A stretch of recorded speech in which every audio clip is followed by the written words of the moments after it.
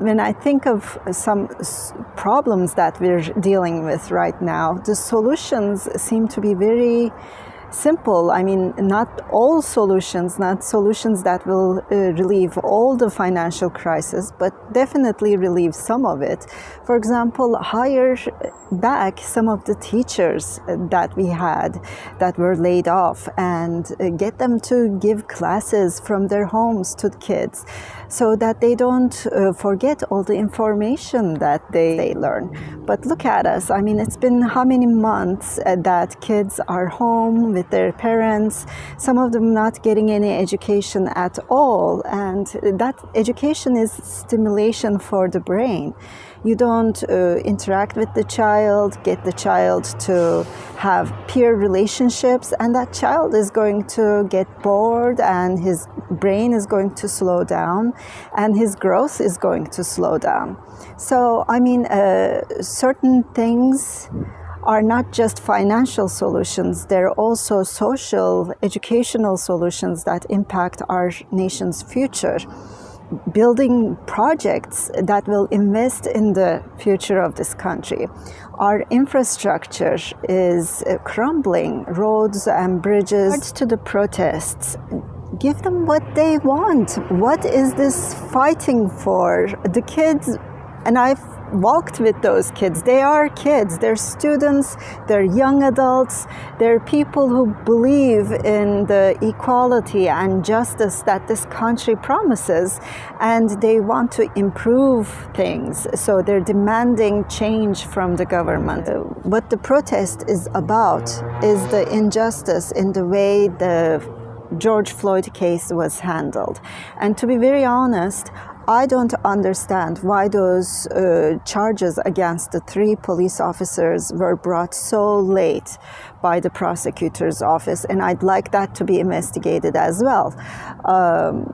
You know, give the protesters what they want, bring justice to this country, give African Americans a sense of safety. What is so bad about that? Why are we fighting the fight of the protests? I don't understand, frankly.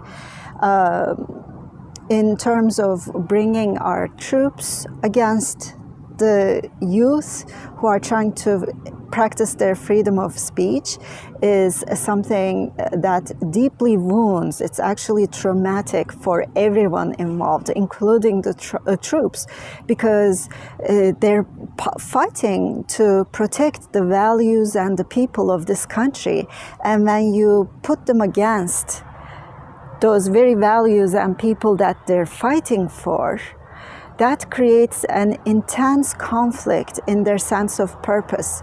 And our sense of purpose is what keeps us alive. Even as a trauma specialist, I've helped people survive and thrive through many unimaginably difficult situations. And in every case, in every single case, their sense of purpose, hope for the future pulled them through. If they didn't have that, they wouldn't have survived any of the things that they survived. So to take their sense of purpose and meaning away from the troops by having them choose between the commander-in-chief and the people and values they protect is very wrong, and I hope the president never does that again. So, you know, it's very difficult to think about these things. It's very disturbing, and I have an idea why these are happening.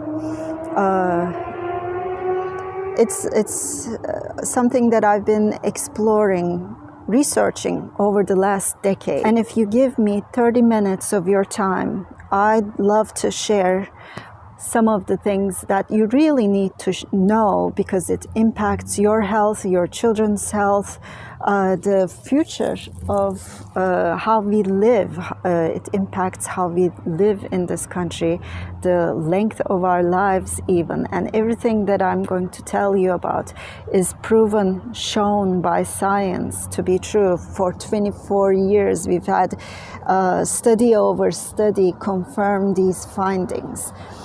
What are these findings? The stressful lives that we create for ourselves are the root cause beneath most of the chronic diseases that we're experiencing. Low IQ, very bad decision making. These are all related to toxic relationships, toxic workplaces, not being able to live authentically, not being able to even express yourself authentically. And what we live through our childhood is also very impactful on our health and happiness in future.